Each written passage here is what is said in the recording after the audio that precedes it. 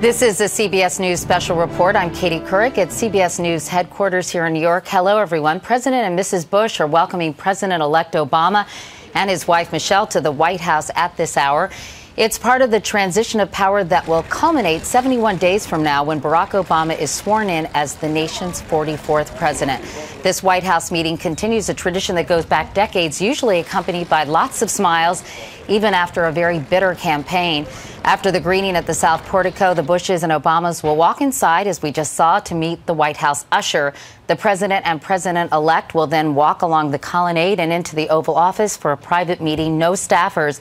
The wives will then tour the living quarters. The Obama daughters, Sasha and Malia, stayed back in Chicago today. They had school, and therefore they won't get to see their new bedrooms, at least this time around.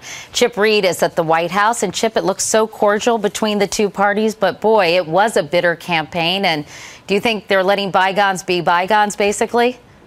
Well, certainly Barack Obama suggested that when we asked him what it was going to be like at that press conference he held a few days ago. He said that this was going to be about basically letting bygones be bygones, at least for now. I mean, he has a whole administration to change the direction of this government. He doesn't need to go in there and confront President Bush. He made clear that that's not what he wanted to do. He's coming here with a spirit of bipartisanship.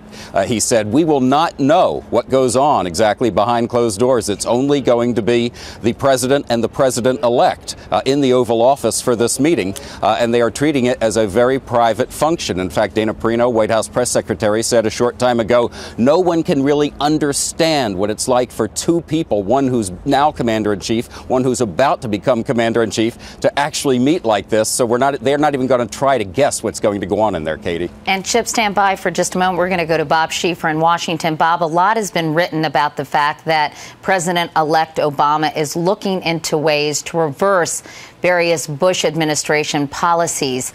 Is there danger in doing that too quickly? Does he have to tread carefully, Bob? Oh, I think he will move quickly on some of those things. These are things that the president has done by executive order, and they can be easily undone. I think that's some of the first things that you will see the new president do when he comes into office. Things like opening up research again on stem cells, things of that nature.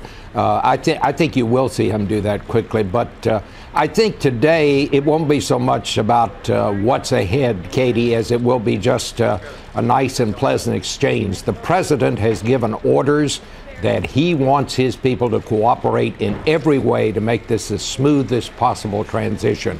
And I think you'll see the beginning of that today, and I think that's mostly what this will be about. These things can be pretty frosty, but I think this time it won't be that way. And President Bush strikes me as someone who understands sort of the way politics, the game of politics is played. Don't you think, Bob?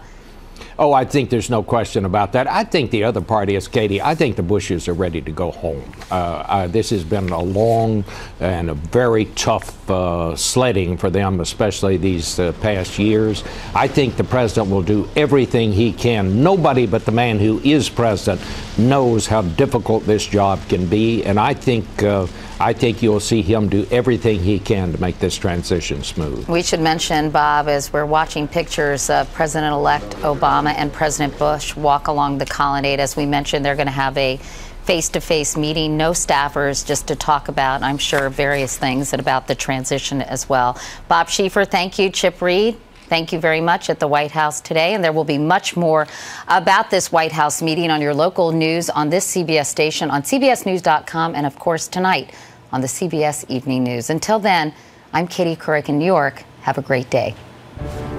For news 24 hours a day, go to CBSNews.com.